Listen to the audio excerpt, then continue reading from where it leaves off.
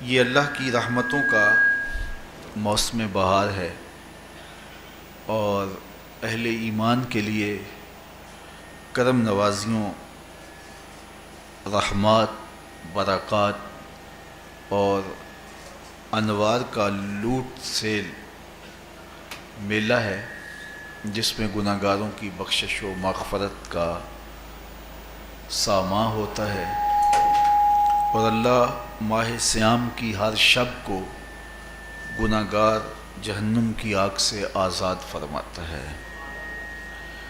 یہ بابرکت مہینہ اپنے دامن میں اتنی برکتیں لیے ہوئے جلوہ گر ہوتا ہے کہ رسول کریم صلی اللہ علیہ وآلہ وسلم نے ارشاد فرمایا، اگر لوگوں کو پتہ چل جائے کہ رمضان میں کیا ہے تو وہ آرزو کریں کہ پورا سال ہی رمضان رہے۔ اتنی برکتیں اور اتنی رحمتیں اللہ نے اس مبارک مہینے کے دامن میں ڈال دی ہیں۔ میں نے جو آپ کے سامنے آیت کریمہ تلاوت کی ہے، اس میں بھی اس مفہوم کو بیان فرمایا گیا کہ اے ایمان والو، تمہارے اوپر روزے فرض کیے گئے ہیں جس طرح تم سے پہلوں پہ فرض کیے گئے تھے۔ یا ایھا الذین آمنوا کتب علیکم الصیام کما کتب علی الذین من قبلکم۔ کیوں فرض کیے گئے؟ وجہ کیا ہے؟ لعلکم تتقون، تاکہ تم متقی بن جاؤ، تم پرہیزگار بن جاؤ۔ تو روزے کی فرضیت کا نتیجہ تقوی کا حاصل ہونا ہے، اتقاء کی دولت کا نصیب ہونا ہے۔ تو اس آیت کریمہ میں تین چیزیں بیان کی گئی۔ سب سے پہلی، اے ایمان والو، تمہارے اوپر روزے فرض کیے گئے۔ پھر دوسری بات، جس طرح تمہارے سے پہلوں پہ فرض کیے گئے۔ اور تیسری بات، تاکہ تمہیں تقوی کا نور نصیب ہو، تمہیں اتقاء کی دولت نصیب ہو۔ تو ایک تو روزے کی فرضیت کا حکم دیا گیا، اور دوسرا یہ تسلی دی گئی کہ یہ بھوک اور پیاس کی شدت تمہیں ہی نہیں کاٹنا پڑے گی، تم سے قبل بھی لوگ یہ عبادت کرتے رہے ہیں اور وہ اس مشکل عبادت سے تقوی کو حاصل کرتے رہے ہیں، اور تمہیں بھی ہم اس راستے سے تقوی نصیب کرنا چاہتے ہیں۔ علامہ حقی علیہ رحمہ نے لکھا ہے کہ ملک تحمور الثالث، یہ حضرت آدم علیہ السلام کی اولاد سے تیسرا بادشاہ گزرا ہے، اس کے زمانے میں قحط پڑ گیا تھا، تو اس نے اپنی قوم کو یہ حکم دیا کہ ایک وقت کا کھانا آپ کھا لیں اور ایک وقت کا کھانا بچائیں اور وہ قحط زدہ علاقوں میں بھیجیں۔ تو قوم نے اس حکم کو بصر و چشم قبول کیا اور ایک وقت کا فاقہ کاٹ کے اپنے ان بھائیوں کے لیے وہ کھانا بھیجتے جو قحط میں مبتلا تھے۔ قوم کی یہ ادا اللہ کو پسند آ گئی اور وقت کے نبی پر وحی کی گئی کہ تمہارے اس عمل کو ہم عبادت قرار دیتے ہیں۔ تو حضرت آدم علیہ السلام کے بعد متصل ہی یہ عبادت فرض کی گئی، اور پھر جتنی بھی ملتیں، قومیں اور امتیں آئیں، ان میں روزے کی تحسین کی گئی اور روزے کی تلقین کی گئی۔ پرانی جتنی بھی کتابیں ہیں، اناجیل ہیں، تورات ہے، اس میں روزہ داروں کی تعریف موجود ہے۔ اور حضور علیہ السلام جب اس دنیا پہ تشریف فرما ہوئے تو آقا کریم روزے کی فرضیت سے پہلے بھی روزے رکھتے تھے۔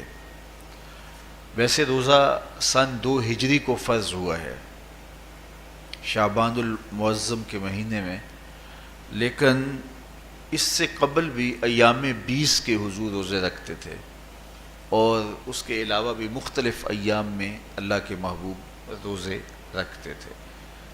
روزے کی فرضیت کے بعد حضور علیہ السلام کی زندگی میں کل 9 رمضان آئے ہیں، جس میں 7 29 کے تھے اور 2 30 کے تھے۔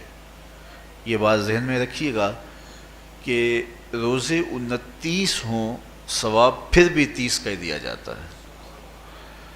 تو زیادہ تر جو رمضان المبارک کے مہینے ہوتے ہیں وہ 29 کے ہوتے ہیں، 30 کے کم ہوتے ہیں. حضور کی زندگی میں 9 میں سے 7 جو ہیں وہ 29 کے ہوئے ہیں اور 2 30 کے ہوئے ہیں، تو ثواب پورے 30 کا ہی ہے. بعض لوگوں کو زیادہ ہی مسئلہ ہوتا ہے، 29 ہو جائیں تو یہ اللہ کا کرم ہے کہ روزہ رکھنا بھی نہیں پڑا اور 30ویں کا ثواب بھی مل گیا، لیکن وہ شور مچا دیتے ہیں کہ یہ روزہ کھا گئے ہیں. میرا نہیں خیال کہ کسی کو اپنے ذمے اتنی بڑی امت کا بوجھ لینے کی پریشانی ہو اور وہ خام خواہ ایک روزے کے لیے پوری امت کا بوجھ اپنے کندھوں پہ ڈال لے. تو 29 روزے ہوں یا 30 ہوں، اللہ ثواب پورے 30 کا ہی عطا کرتا ہے. روزہ اللہ تعالیٰ جل شانہ کی رضا اور اس کی محبت کے حصول کا ذریعہ ہے، اور اس کا عملی نتیجہ جو اس آیت کریمہ میں بیان کیا گیا وہ تقوی ہے. لعلکم تتقون. روزہ اس لیے فرض کیا گیا کہ تمہیں تقوی نصیب ہو جائے، اتقاء کی دولت نصیب. اب سوال یہ ہے، کیا تقوی بھوک اور پیاس سے حاصل ہوتا ہے؟ پیاس کاٹنے سے، بھوک کاٹنے سے کیا تقوی نصیب ہو جاتا ہے؟ صبح سے لے کر شام تک روزہ رکھنے کی تلقین کی گئی. یہاں ناروے میں اور مختلف ممالک کے اندر 20 گھنٹے کا روزہ ہے، اور ہمارے بھی یہاں 16-17 گھنٹے مسلسل شدت کی گرمی میں بھوک اور پیاس کاٹنا ہوتی ہے. تو اتنا طویل دورانیہ جو بھوک اور پیاس کاٹی ہے، اس کا مقصد رزق بچانا نہیں ہے، بلکہ وَيُزَادُ فِيهِ رِزْقُ الْمُؤْمِنِ. ماہ سیام میں مومن کا رزق بڑھ جاتا ہے. آپ اپنا بجٹ دیکھ لیجئے، باقی مہینوں کی نسبت ماہ سیام میں آپ کے اخراجات زیادہ ہوتے ہیں اور کشادگی ہوتی ہے. تو یہ کوئی خوراک بچاؤ مہم نہیں ہے، بلکہ رزق تو بڑھ جاتا ہے، لیکن اس کے باوجود 20 گھنٹے، 17 18 گھنٹے پیاس اور بھوک کاٹنا، اس کا کوئی مقصد ہے تو وہ مقصد قرآن نے بیان کیا کہ اس کے نتیجے میں تمہیں اتقاء کی دولت ملے گی، تمہیں تقوی کا نور نصیب ہوگا. سوال یہ کھڑا ہوا، کیا بھوک اور پیاس کاٹنے سے تقوی مل جاتا ہے؟ تو اس کو سمجھنے کے لیے ایک مختصر تمہید سمجھنا ہوگی، اور وہ یہ کہ ہمارے 2 دشمن ہیں جو ہمیں جادہ مستقیم سے ہٹانے کے لیے دن رات کوشاں ہیں. ایک شیطان اور دوسرا نفس. یہ 2 دشمن ہیں جو ہماری متاع عمل، ہمارا خلوص، ہماری للہیت، ہمارا باطن لوٹنے کے لیے ہر وقت مستعد اور فعال رہتے ہیں. اب ان 2 دشمنوں سے ہمارے تنہا ناتواں وجود کا مقابلہ ہے، اور یہ ان میں سے جو بڑا دشمن ہے وہ نفس ہے، کیونکہ شیطان نے جب انکار سجدہ کیا تو ہم تو یہ کہتے ہیں کہ ہمیں شیطان نے بہکا دیا، لیکن شیطان نے جب انکار سجدہ کیا اور خود بہک گیا تو اس وقت کوئی دوسرا شیطان تو نہیں تھا جس نے شیطان کو بہکایا، وہ نفس تھا جس نے شیطان کو شیطان بنایا. اس نے اندر سے کہا انا خیر منہ، میں بہتر ہوں. تو یہ انانیت جو تھی، انا خیر منہ، اس نے اس کو بہکایا. تو شیطان کو شیطان بنانے والا نفس ہے، تو نفس شیطان سے بھی بڑا دشمن ہے. ایک بزرگ تھے، وہ ساری زندگی اپنی زبان پہ انا کا لفظ نہیں آنے دیتے تھے. اس مفہوم کو بیان کرنا ہوتا تو وہ با الفاظ دیگر بیان کرتے. میں کا لفظ، انا کا لفظ وہ اپنی زبان پہ ساری زندگی انہوں نے جاری ہی نہیں ہونے دیا. کہتے تھے اس لفظ نے شیطان کا بیڑا غرق کر دیا، تو میں یہ لفظ زبان پہ آنے نہیں دوں گا. اچھا، بندے بھی بڑے عجیب ہوتے ہیں. کسی نے کہا لو لو، ان کی زبان پہ یہ لفظ آتا کیوں نہیں، میں جاتا ہوں اور ان کی زبان پہ یہ لفظ آئے ہی آئے. چلے گئے. بزرگ تشریف فرما تھے، نماز کا وقت قریب ہو رہا تھا. حضرت ایک مسئلہ پوچھنے آیا ہوں. کہا پوچھیے. شیطان کو کس چیز نے برباد کیا؟ حضرت آپ تو بولیں گے کہ میں نے، آنا نے، تو کہوں گا جیسے بھی ہوا ان کے زبان پہ لفظ میں تو آ ہی گیا نا. تو وہ بزرگ بھی بڑے سیانے تھے، اس کی نیت کا کھوٹ سمجھ گئے. فرمانے لگے بیٹا نماز کا وقت ہو گیا ہے، نماز پڑھ لیتے ہیں پھر اس پہ بات ہوتی ہے. نماز ہوئی، سلام پھرا تو خود ہی فرمانے لگے کسی نے کہا تھا کہ شیطان کو کس چیز نے برباد کیا، جواب دینا چاہ رہا ہوں کس نے پوچھا تھا، جھٹ کھڑا ہو گیا میں نے. کہا اسی چیز نے اس کا بیڑا غرق کر دیا. تو جو نفس تھا وہ شیطان کو شیطان بنانے والا ہے. تو ہمارے ساتھ نفس بھی لگا ہوا ہے، ہمارے پیچھے شیطان بھی لگا ہوا ہے. شیطان بھی بڑا مکار دشمن ہے، چھوٹا دشمن یہ بھی نہیں ہے. یہ ہماری متاع عزیز کو، متاع ایمان کو، متاع عمل کو، متاع خلوص کو لوٹنے کے لیے دن رات مستعد اور فعال رہتا ہے. اللہ کے محبوب نے فرمایا الشیطان جاسم علی قلب ابن آدم فاذا ذکر اللہ خانسہ واذا غفل وسوسہ. شیطان اولاد آدم کے دل پہ قبضہ جما کے بیٹھ جاتا ہے. جب یہ اللہ کا ذکر کرتا ہے تو بھاگ جاتا ہے، اور جب یہ اللہ کے ذکر سے غافل ہوتا ہے تو یہ وسوسہ اندازی کرتا ہے. تو شیطان اولاد آدم کے دل پہ قبضہ جماتا ہے. اسے پتہ ہے کہ دل قابو میں آ گیا تو پورا بدن قابو میں آ گیا، چونکہ میرے اعضائے بدنیاں میرے دل کے تابع ہیں. موسم اچھا ہے، رت سہانی ہے، صحن چمن میں پھول کھلے ہیں، لیکن میرا دل نہیں چاہ رہا تو ٹانگیں جنبش ہی نہیں کریں گی. مرغن غذائیں سامنے پڑی ہیں اور آپ کا تقاضا ہے کہ جناب لے لیجئے، لیکن میرا جی نہیں چاہے گا تو ہاتھ جنبش نہیں کریں گے. آسمان ستاروں اور کہکشاؤں سے بھرا ہوا ہے، جی نہیں چاہے گا تو نظر نہیں اٹھے گی. آپ سماعتیں بچھائے بیٹھے تھے، جی نہیں چاہے گا زبان نہیں بولے گی. تو پورے آزاد دل کے تابع ہیں، اور اگر دل شیطان کے تابع ہو گیا، اس کے ہتھے چڑھ گیا، تو پھر اعضاء وہی کریں گے جو شیطان چاہے گا. اور اگر یہ دل مالک کی محبت سے سرشار ہوگا تو پھر دل جو چاہے گا وہی اعضاء کریں گے. تو دل اللہ کی نافرمانی کی چاہت ہی پیدا نہیں ہونے دے گا، تو اعضاء بدنیاں کا رخ بھی اللہ کی رضا کے حصول کے لیے ہوگا.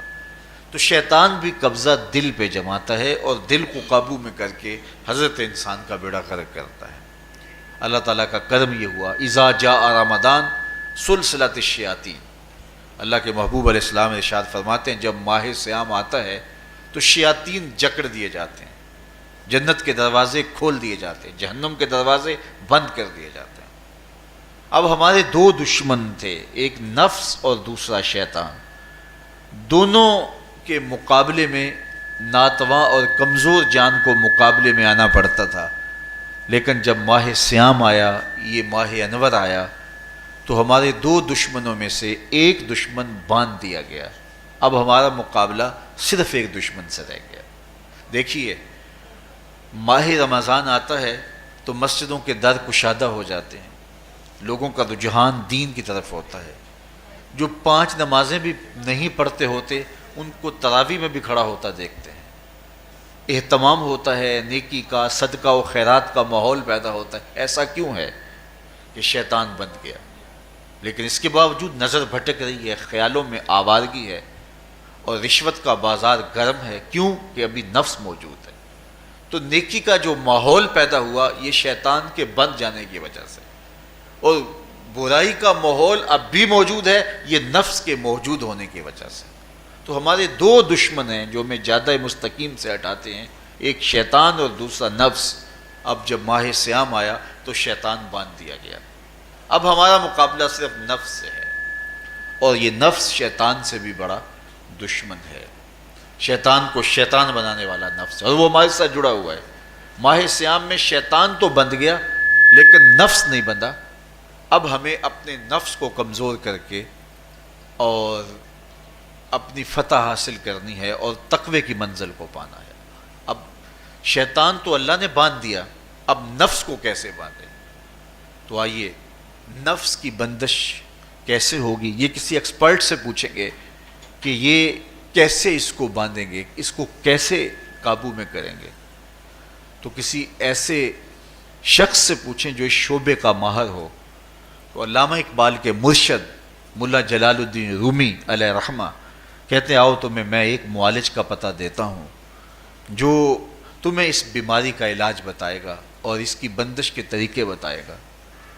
شیخ رومی علیہ رحمہ فرماتے ہیں ہفت شہر عشق را اتار گشت ما ہنوز اندر خم یک کوچام۔ عشق کے 7 شہر شیخ فرید الدین اتار گھوم چکے ہیں، اور میرے جیسا شخص عشق کے پہلے شہر کی پہلی گلی کے کونے پہ کھڑا ہے۔ اب اندازہ کیے کہ جن کا پتہ حضرت ملا جلال الدین رومی دے رہے ہیں وہ کس بلند مرتبے پہ فائز المرام ہے۔ فرمایا کہ وہ عشق کے 7 شہر گھوم چکے ہیں اور میں پہلے شہر کی پہلی گلی کی نکر پہ کھڑا ہوں۔ اب شیخ فرید الدین علیہ رحمہ سے پوچھئے کہ شیطان تو بند گیا، اب نفس کا وبال ہمارے اوپر پڑ رہا ہے اور ہم اس کے باوجود ماہ صیام کے اندر گناہوں میں منہمک ہیں، تو ہمیں بتایا جائے کہ اس نفس کا علاج کیسے کیا جائے، ہمیں آپ کا پتہ بتایا گیا ہے۔ تو شیخ فرید الدین اتار بولے نفس نتواں کشت الا باسے چیز بات گوئم یاد گیرش اے عزیز۔ نفس نہیں مرتا، لیکن اگر 3 اسلحے تیرے پاس ہوں تو یہ ٹھہر بھی نہیں سکتا۔ وہ 3 اسلحے کون سے ہیں؟ خنجر خاموشی و شمشیر جو، نیزائے تنہائی و ترک ہجو۔ خاموشی کا خنجر، بھوک کی تلوار اور تنہائی کا نیزہ، یہ 3 اسلحے ایسے ہیں اگر تو یہ لے کر کے نفس پہ ٹوٹ پڑے تو پھر نفس کا مقابلہ تیرے لیے آسان ہوگا۔ خنجر خاموشی، خاموشی کا خنجر، اللہ کے محبوب علیہ السلام نے فرمایا من صامت نجا، جو خاموش ہو گیا وہ نجات پا گیا، کیونکہ انسان کی زندگی کی زیادہ آفتیں اس کی زبان کی وجہ سے ہیں۔ آپ اپنے گناہوں کا اور میں اپنے گناہوں کا اگر احتساب کروں تو ہمیں سب سے زیادہ گناہ زبان کے ملیں گے۔ آنکھیں بھی گناہ کرتی ہیں، ہاتھ بھی گناہ کرتے ہیں، پاؤں بھی گناہ کرتے ہیں، لیکن سب سے زیادہ گناہ زبان کرتی ہے۔ جھوٹ بھی بولتی ہے، غیبت بھی کرتی ہے، شکوہ بھی کرتی ہے، گالی سب و شتم اور کیا کچھ زبان کے گناہ ہیں۔ اسی لیے اللہ کے محبوب نے فرمایا جو تمہارے 2 جبڑوں کے درمیان ہے یعنی زبان اور 2 ٹانگوں کے درمیان ہے تمہاری پارسائی کی جگہ، تم ان 2 چیزوں کی مجھے ضمانت دے دو، میں محمد تمہیں جنت کی ضمانت دے دیتا ہوں۔ تو انسان کے سب سے زیادہ گناہ زبان کے ہیں اور اس کی پارسائی کی جگہ کے۔ تو اس لیے میرے حضور نے فرمایا من صمت نجا، جو خاموش ہو گیا وہ نجات پا گیا۔ خنجر خاموشی، خاموشی کا خنجر نفس کشی کا ایک مؤثر ذریعہ ہے۔ اور دوسری بات بشمشیر جو، اور بھوک کی تلوار، تو بھوک سے نفس کا مقابلہ کیا جا سکتا ہے، بھوک کی تلوار سے نفس کا سر کاٹا جا سکتا ہے۔ اللہ کے محبوب کا فرمان سنیے یا معاشر الشباب من استطاع منکم الباء فلیتزوج فإنہ اغض للبصر واحسن للفرج فمن لم یستطع فعلیہ بالصوم فإنہ لہ وجاء۔ اے جوانوں کے گروہ، تم میں سے اگر کوئی نکاح کرنے کی طاقت رکھتا ہے تو وہ دیر نہ کرے، فی الفور نکاح کر لے، یہ نظر کا اور پارسائی کا محافظ ہے۔ لیکن اگر تم میں سے کوئی نکاح کرنے کی فی الحال پوزیشن میں نہیں ہے تو وہ کثرت کے ساتھ روزے رکھے۔ روزے قاطع شہوات ہیں، تو بھوک سے نفس کو جو ہے وہ روکا جا سکتا ہے، اس کو لگام ڈالی جا سکتی ہے۔ تیسری بات نیزہ تنہائی، تنہائی کا نیزہ، تو فرمایا گیا کہ العافیت فی العزلہ، کہ تنہائی کے اندر ہی عافیت ہے۔ جب مجلسوں میں غیبت کی بدبو پھیلتی ہو اور چغلی کا ماحول معاشرے کا جزو لا ینفک بن جائے اور مجالس کے اندر نظروں کی پاکیزگی کا قائم رہنا مشکل ہو جائے اور انسان کی زندگی کے اندر گناہوں کا بہت بڑا سبب مجلسی زندگی ہو تو پھر اس سے تنہائی بہتر ہے۔ حضرت شاہ نقشبند بخاری فرماتے ہیں کہ فقیر کے لیے سب سے اچھی جگہ اللہ کا گھر مسجد ہے، یا کسی کامل صالح شخص کی صحبت ہے، اور یا پھر تنہائی ہے۔ چوتھی جگہ ہلاکت کے علاوہ اور کچھ نہیں ہے۔ ہمیں اپنے کاروبار میں، اپنے معاملات میں، اپنی ملازمتوں میں جانے کی تلقین کی گئی تو وہاں یہ تلقین کی گئی کہ دیر سے جاؤ جلدی واپس آ جاؤ، اور مسجد میں جاتے ہوئے تلقین کی گئی کہ جلدی جاؤ اور دیر سے واپس آؤ۔ لیکن ہم مسجد کے دروازوں پہ جب دور موجود میں رش دیکھتے ہیں کہ لوگ بہت جلدی نکلنا چاہتے ہیں، حتیٰ کہ کندھوں سے کندھے ٹکرا رہے ہوتے ہیں کہ جلدی سے باہر نکل جائیں، حالانکہ وہ عافیت کی جگہ ہے، 2 منٹ زیادہ بھی ہو جائیں تو کوئی حرج نہیں ہے۔ اور ایسے لوگوں کو بھی نکلنے میں جلدی کرتے ہوئے دیکھا ہے کہ لگتا تو یہ تھا کہ شاید انہوں نے کسی ضروری کام پہ جانا ہے، لیکن باہر نکل کے بازار میں پھٹے پہ بیٹھے تھے اور مسجد سے نکلنے کی جلدی بہت تھی۔ تو مسجد میں جلدی جاؤ اور دیر سے واپس آؤ، اور بازار میں دیر سے جاؤ اور جلدی واپس آؤ، لیکن ہمارے رویے اس کے برعکس ہو گئے۔ تو تنہائی میں عافیت ہے، خاموشی میں عافیت ہے، اور بھوک میں عافیت ہے، اور یہ ساری چیزیں روزے میں میسر ہیں۔ فرمایا تم سے اگر کوئی شخص الجھے، بحث کرے، لڑائی کرنا چاہے تو تم اسے کہو انی صائمٌ، میں نے روزہ رکھا ہوا ہے۔ اسی طرح جو ہے وہ روزے سے آپ کو یکسوئی ملے گی، قرآن مجید کی تلاوت کا ماحول ہوگا، اور تم بھوک کاٹو گے، اور یہ تینوں چیزیں تمہارے نفس کو کمزور کرنے والی ہیں۔ شیطان بند گیا، نفس کمزور ہو گیا، اور جب نفس کمزور ہو گیا، کمزور ہوتا ہے، یہ نفس مرتا نہیں ہے۔ یہ تو کوئی ہے باج فقیراں کسے نہیں ماریا، باہو ظالم چور اندر دا، یہ اندر والا چور جو ہے وہ اتنی آسانی سے قابو آتا ہی نہیں ہے، یہ پھر سر اٹھا لیتا ہے۔ اس کو جتنا کچلو، یہ کچھ عرصے کے بعد تھوڑی سی خوراک ملتی ہے تو پھر سر اٹھا لیتا ہے۔ حضرت بایزید بستامی کہتے ہیں میں نے اپنے نفس کو ایک دن کہا کہ میں تجھے خوراک بھی نہیں دیتا اور تو پھر بھی موٹا تازہ ہے، تو میرے نفس نے مجھے کہا کہ اے بایزید جب تم بازار سے گزرتے ہو تو لوگ انگلیاں اٹھا اٹھا کہتے ہیں یہ بایزید جا رہا ہے، یہ بایزید جا رہا ہے، تو مجھے میری غذا اور خوراک اس سے مل جاتی ہے۔ تو یہ خوراک ہوتی ہے نفس کی۔ تو نفس بہت ظالم ہے اور ساری زندگی اس سے لڑتے ہوئے گزرتی ہے۔ وہ کسی نے کہا تھا نا تمام عمر طوفان سے کھیلتے گزری، نیا کے ڈوبنے کا ڈر بھی رہا۔ تو یہ ساری زندگی اس طرح ٹکراتے ہوئے سے گزرتی ہے، لیکن جب کمزور ہو جائے تو پھر یہ شیطان کو جو ہے وہ موقع نہیں دیتا ہے۔ لیکن اگر نفس ماہ صیام میں ہمارا کمزور نہ ہوا، صرف ہم نے بھوک ہی کاٹی اور باقی اپنے معمولات وہی رکھے، تو میرے حضور نے فرمایا جس نے جھوٹ اور برے کام نہیں چھوڑے اور جھوٹے کام ترک نہیں کیے، اس کے بھوکا اور پیاسا رہنے کی اللہ کو کوئی ضرورت نہیں ہے۔ روزہ تو ایک مشق تھی، یہ تو باطن کی تطہیر کا ایک ذریعہ تھا، یہ تو من کی تہذیب کا ایک ذریعہ تھا، یہ تو نفس کی شر سے اپنے آپ کو بچانے اور شیطان کے مکر و فریب سے بچانے کا ایک ذریعہ تھا۔ دیکھیے شیطان بند جاتا ہے ماہ صیام میں، حدیث واضح ہے، لیکن نفس موجود رہتا ہے۔ اگر نفس کمزور ہو گیا تو شیطان چھٹ کے بھی کچھ نہیں کرے گا، کیونکہ شیطان باہر کا دشمن ہے، نفس اندر کا دشمن ہے۔ جب تک اندر والا دشمن ساتھ نہیں دیتا، باہر والا دشمن کچھ نہیں کر سکتا۔ ہمارے دیہاتوں میں چوری ہو جائے تو بوڑھے بزرگ سر جوڑ کے بیٹھ جاتے ہیں کہ چور کہاں سے آیا، کیسے آیا، تو ایک نقطے پہ سارے متفق ہوتے ہیں کہ اندر کا کوئی بھیتی ضرور موجود ہے۔ اگر اندر کا کوئی بھیتی موجود نہیں ہے تو چور باہر سے آ کے حملہ آور ہو ہی نہیں سکتا ہے۔ تو شیطان باہر کا چور ہے، نفس اندر کا بھیتی ہے، اور اگر یہ اندر والا باہر والے کا ساتھ نہ دے تو شیطان انسان پر حملہ آور ہو ہی نہیں سکتا۔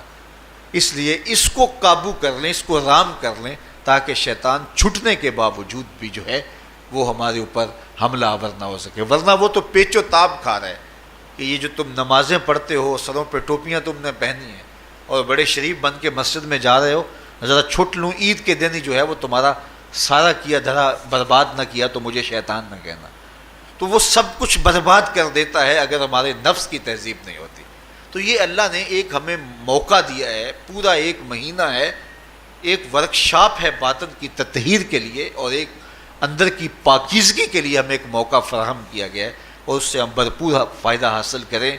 قرآن مجید کی کثرت کے ساتھ تلاوت، صلاۃ التراویح میں شمولیت اور خاموشی کا اختیار کرنا، اور جو ہے وہ اللہ کے ذکر فکر کی طرف متوجہ رہنا اور بھوک کاٹنا، اس کا عملی نتیجہ یہ ہوگا کہ اتقاء کی دولت نصیب ہوگی۔ دیکھیے ماہ صیام میں ہمیں ان کاموں سے بھی روک دیا گیا جو کہ کام جائز تھے، کھانا پینا اور جو ہے وہ اپنی منکوحہ سے جنسی تعلق، یہ تو وہ امور تھے کہ جو جائز تھے، مشروع تھے، لیکن اوقات روزہ میں ان جائز کاموں سے بھی ہمیں روک دیا گیا۔ اس فلسفے کو ہمیں سمجھنا ہوگا کہ جو کام شریعت میں جائز تھے، مشروع تھے، روزہ ان سے بھی رک جانے کا نام ہے۔ اور جو چیزیں شریعت میں جائز ہی نہیں ہیں، جھوٹ بولنا ہے، غیبت کرنا ہے، بد نگاہی ہے اور دیگر برے اعمال ہیں، تو یہ چیزیں تو روزہ نہ بھی ہو پھر بھی ناجائز ہیں۔ تو جو چیزیں جائز تھی روزے میں ان سے بھی منع کر دیا گیا، اور جو چیزیں ناجائز ہیں تو اگر کوئی شخص ان چیزوں سے نہیں رکتا تو پھر اس نے روزہ کیا رکھا؟ ایک بندہ بھوک کاٹتا ہے لیکن جھوٹ بولتا ہے، ایک بندہ پیاس کاٹتا ہے لیکن غیبت کرتا ہے، ایک بندہ صبح سے شام تک نہ کچھ کھاتا ہے نہ کچھ پیتا ہے لیکن رشوت لیتا ہے۔ پھر مجھے بتائیے اس نے روزہ کیا رکھا؟ روزہ تو ایک مشق تھی کہ جو چیزیں جائز تھی ان سے بھی منع کر دیا گیا، ان سے بھی روک دیا گیا، اور جو ناجائز تھی وہ تو پہلے ہی ناجائز تھی، روزے کے بغیر بھی ناجائز تھی۔ تو اس لیے روزہ ایک مشق ہے۔ ہمارے سامنے مرغن غذا موجود ہے، ہمارے پاس سامنے ٹھنڈا مشروب موجود ہے، اور ہمیں مشق کرنے کی تلقین کی گئی کہ تمہیں بھوک ہے، شدت کی پیاس ہے، لیکن صبر کر کے دکھاؤ تم نہیں لوگے، یہ تمہاری مشق ہے۔ تو پھر جو حرام ہوگا، اللہ کی طرف سے ممنوع ہوگا، تو اس کو تم کس طرح لوگے جب تمہاری یہ مشق ہو چکی؟ لیکن ہم اس مشق کے اندر ہی جب ان سے نہیں رکیں گے تو پھر ہمارا روزہ ہی نہیں ہوگا، پھر بھوک اور پیاس کاٹنے کے علاوہ کچھ نہیں ہوگا۔ بہت سارے روزہ دار ایسے ہیں جن کا روزہ سوائے بھوک اور پیاس کاٹنے کے کچھ نہیں ہے۔ اس لیے جن چیزوں سے اللہ نے منع کیا ہے ان سے تو رکنا ہی رکنا ہے۔ جو چیزیں مشروع ہیں ان سے وقتی طور پہ روکا گیا تو ان سے بھی روک کر کے روزے کی تکمیل کی جائے۔ اچھا، روزے میں ایک اور چیز ہے کہ ہمارے صوفیاء مراقبہ کر کے ایک دولت پاتے ہیں، اور وہ کیا کہ اللہ دیکھ رہا ہے۔ وہ مراقبے میں بیٹھ جاتے ہیں اور اس تصور میں ڈوب جاتے ہیں کہ میرا اللہ مجھے دیکھ رہا ہے، اور یہ یقین اپنے اندر اتارتے رہتے ہیں۔ اس کا نتیجہ یہ ہوتا ہے کہ پھر گناہ کرنا مشکل ہو جاتا ہے۔ یہ تصور جب بندے کے ساتھ جڑ جاتا ہے کہ میرا اللہ مجھے دیکھ رہا ہے۔ ماہ سیام میں یہ دولت اللہ بانٹ دیتا ہے۔ جو مراقبے سے صوفیاء حاصل کرتے ہیں، اللہ تعالیٰ اس دولت کو اہل ایمان پہ چھڑک دیتا ہے۔ کڑکتی دھوپ، برستی گرمی، زبان کانٹا، ہونٹ خشک، ٹھنڈا پانی دستیاب، دروازہ مقفل، کوئی دیکھنے والا بھی نہیں ہے، لیکن بندہ ایک گھونٹ بھی نہیں پیتا، وضو کرتے بھی احتیاط کرتا ہے کوئی قطرہ حلق سے نیچے نہ اتر جائے، کیوں کہ میرا اللہ مجھے دیکھ رہا ہے۔ جو چیزیں صوفیاء کو مراقبے سے نصیب ہوتی ہیں، ماہ سیام میں اللہ اس دولت کو بانٹ دیتا ہے، چھڑک دیتا ہے، بارش کی طرح وہ دولت برستی ہے، اور یہ تصور ہمارے ساتھ جڑ جاتا ہے کہ میرا اللہ مجھے دیکھ رہا ہے۔ ہم پانی نہیں پیتے، اللہ دیکھ رہا ہے، مرغن غذائیں موجود ہیں کہ اللہ دیکھ رہا ہے۔ تو میں یہ پوچھتا ہوں کہ ہم کھانا نہیں کھاتے کہ اللہ دیکھ رہا ہے، ہم پانی نہیں پیتے کہ اللہ دیکھ رہا ہے، لیکن جب رشوت لے رہے ہوتے ہیں اللہ اس وقت نہیں دیکھتا؟ جب نظر بھٹک رہی ہوتی ہے اللہ اس وقت نہیں دیکھتا؟ جب خیال بہک رہا ہوتا ہے اللہ اس وقت نہیں دیکھتا؟ جب سوچوں میں آوارگی آتی ہے اللہ اس وقت نہیں دیکھتا؟ تو یہ صرف وہ کھانے اور پینے کو ہی دیکھ رہا ہے، باقی امور زندگی کو نہیں دیکھ رہا، اور وہ کیا صرف رمضان میں دیکھتا ہے، غیر رمضان میں نہیں دیکھتا؟ تو یہ جو نور اترا تھا ماہ سیام میں، اس کو اپنے اندر اگر جذب کر لیا جائے تو زندگی سنور جاتی ہے۔ جو مراقبوں سے حاصل ہوتا تھا ماہ سیام میں، وہ میںہ کی طرح برسا، اور ہم اس کے اپنے اندر سمولیں، جذب کر لیں، تو نتیجہ یہ ہوگا کہ ہماری زندگی نور نہ لا نور ہو جائے گی۔ اور یہ تصور جب انسان کی زندگی میں جم جائے تو یہ گناہوں سے روکنے کا مؤثر ذریعہ ہے کہ میرا اللہ مجھے دیکھ رہا ہے۔ مجھے بتائیے اس سے بڑا ہیجان انگیز بھی کوئی منظر ہو سکتا ہے کہ حسن کی پتلی ہے، اور جو ہے وہ اس کی ایک ایک ادا اور اشوے سے قیامتیں پھوٹتی ہیں، اور وہ خود جناب یوسف کے سامنے اپنے حسن کو پیش کر رہی ہے، ساتوں دروازے بھی مکفل ہیں، بت کے اوپر بھی کپڑا ڈال لیا، اور زلیخا حضرت یوسف کو خود کہہ رہی ہے تالک یوسف اب تو آ جاؤ نا، ذرا آنکھ اٹھا کے میرے جلوے دیکھو۔ لیکن جناب یوسف کیا بولتے ہیں؟ قال معاذ اللہ، میں اللہ کی پناہ میں آتا ہوں۔ کہا تو 7 دروازے بند کر کے لوگوں کی نظروں سے چھپ گئی، اور موٹا کھیس ڈال کے اپنے زوم میں اپنے جھوٹے خدا سے بھی شرم کرتی ہے اور اس سے چھپ گئی، میں اس خدا سے حیا کیوں نہ کروں جو 7ویں کوٹھڑی میں بھی دیکھ رہا ہے۔ پھر اتنی روشنیاں برسی، اتنا یقین برسا کہ گناہ کیا، گناہ کا تصور بھی محال ہو گیا۔ تو مجھے بتائیے کتنا ہیجان انگیز منظر تھا جب حسن قدموں میں بچھنے کے لیے خود بےتاب تھا، اور حضرت یوسف جوان رانا ہیں، جوانی اور شباب پورے بانکپن پہ ہے، اور ادھر حسن مچل مچل کے قدموں میں بچھ رہا ہے، لیکن یہ جذبہ کہ میرا اللہ مجھے دیکھ رہا ہے ایسی رکاوٹ بنتا ہے، قال معاذ اللہ، کہا میں اللہ کی پناہ میں آتا ہوں۔ تو یہ یقین جب بندے کے ساتھ جڑ جاتا ہے کہ میرا اللہ مجھے دیکھ رہا ہے، تو پھر انسان کے لیے گناہ سے بچنا کوئی مشکل نہیں ہوتا۔ گھر میں فاقے ہوں، مشکل میں بندہ پھنسا ہو اور اس کو رشوت مل رہی ہو، تو پھر اپنا ہاتھ روکنا بڑا مشکل ہوتا ہے، بلکتے بچوں کا خیال آتا ہے۔ لیکن جب یہ خیال ہو کہ میرا رب میرا رازق ہے اور میرے اس عمل کو دیکھ رہا ہے، تو پھر بندہ اس کو پرے کا کی حیثیت بھی نہیں دیتا، اور جب وہ پاؤں کی ٹھوکر پہ بھی نہ رکھے تو پھر اللہ فرماتا ہے وَيَرْزُقْهُ مِنْ حَيْثُ لَا يَحْتَسِبُ، تو یہ کر کے دیکھ میں تجھے وہاں سے رزق دوں گا جہاں سے تجھے گمان بھی نہیں ہوگا۔ تو اپنے یقین کو کھڑا کر کے دیکھ، میرے اوپر اعتماد کر کے دیکھ۔ میرے حضور نے فرمایا اللہ پر توکل کرنے کا جو حق ہے اگر تم ادا کرو، وہ تمہیں ایسے رزق دے جیسے پرندوں کو عطا کرتا ہے۔ صبح گھر سے نکلتے ہیں خالی پیٹ ہوتے ہیں، ہمیں تو پتہ ہے دفتر میں جانا ہے، ہمیں تو پتہ ہے دکان پہ جانا ہے، ہمیں تو پتہ ہے فیکٹری میں جانا ہے، ہمیں تو پتہ ہے کہ ہم نے فلاں جگہ جا کے دہاڑی لگانی، لیکن ان کا کوئی کاروبار نہیں ہوتا، کوئی فیکٹری نہیں ہوتی۔ جدھر جی آیا صبح جو ہے وہ اڑان بھر دی، بند توکل پنچھی اڑ دے، خرچ نہ پلے زیرہ ہو، نہ کوئی راس ہے نہ کوئی کاروبار ہے، لیکن کبھی ایسا نہ ہوا کہ شام کو خالی پیٹ آئے ہوں۔ تو کہا اگر تم اللہ پہ توکل کر لو، وہ بھی تمہیں ایسے رزق دے جیسے پرندوں کو رزق عطا کرتا ہے۔ پرندوں میں سے ایک پرندہ ہے ہنس، یہ سچے موتی کھاتا ہے، اور آپ پنساری کے پاس موتی لینے جائیں تو ہزاروں روپے تولے کے ماشے کے حساب سے آپ لیں تو پھر بھی آپ سوچتے ہیں کہ پتہ نہیں یہ خالص دیے یا نہیں دیے۔ وہ اتنے نایاب اور کامیاب ہیں کہ آپ ماشوں اور تولوں میں خریدتے ہیں اور پھر بھی آپ کو شک رہتا ہے کہ یہ خالص ہیں یا کہ نہیں۔ اور ہنس کھاتا ہی وہ ہے، اور دنیا پر ایک نہیں لاکھوں کروڑوں ہنس ہیں، اور روزانہ صبح و شام کھاتے ہیں اور پیٹ بھر کے کھاتے ہیں، اور اللہ انہیں روز عطا بھی کرتا ہے۔ تو یہ مالک وہ ہے، رازق ہے۔ جب اس پہ توکل اور اس پہ یقین پیدا ہو جاتا ہے تو پھر مشکل نہیں رہتا، پھر آسانی پیدا ہو جاتا ہے۔ تو روزوں میں اللہ تعالیٰ یہ یقین دیتا ہے کہ وہ مجھے دیکھ رہا ہے، بندہ یہ تیقن پیدا کر لیتا ہے کہ میرا اللہ مجھے دیکھ رہا ہے۔ بعض کا چھوٹے بچے روزہ رکھ لیتے ہیں تو مائیں بے چین ہو جاتی ہیں، جب دوپہر کے وقت پھول جیسے بچے کملا جاتے ہیں تو مائیں انہیں بند کمرے میں کوئی کھانا یا کوئی ٹافی یا کوئی اور چیز یا چاکلیٹ دیتی ہیں کہ بیٹے یہ کھا لو، تو وہ بچے نہیں کھا رہے ہوتے تو مائیں کہتے ہیں پتر کھا لو، کوئی نہیں دیکھ رہا، تو وہ بچے بھی کہتے ہیں اللہ دیکھ رہا ہے۔ تو وہ جو صوفیاء کو مراقبوں سے ملتا ہے وہ ایک بچے کو بھی نصیب ہو رہا ہے کہ میرا اللہ مجھے دیکھ۔ یہاں ایک اور بھی تسلی ہے، ہم ہزار گناہ گار سہی، ہم ہزار سیاہ کار سہی، لیکن ہمارا رب پہ کتنا یقین ہے رمضان میں پتہ چلتا ہے کہ اس ذات پہ ہمارا کتنا تیقن ہے، کتنا یقین ہے، جس کو دیکھا نہیں، چھوا نہیں، بات نہیں ہوئی، جو تصور خیال کی حدود سے بھرا ہے، اتنا یقین ہے کہ ہم پانی نہیں لیتے، کھانا نہیں لیتے کہ میرا اللہ مجھے دیکھ رہا ہے۔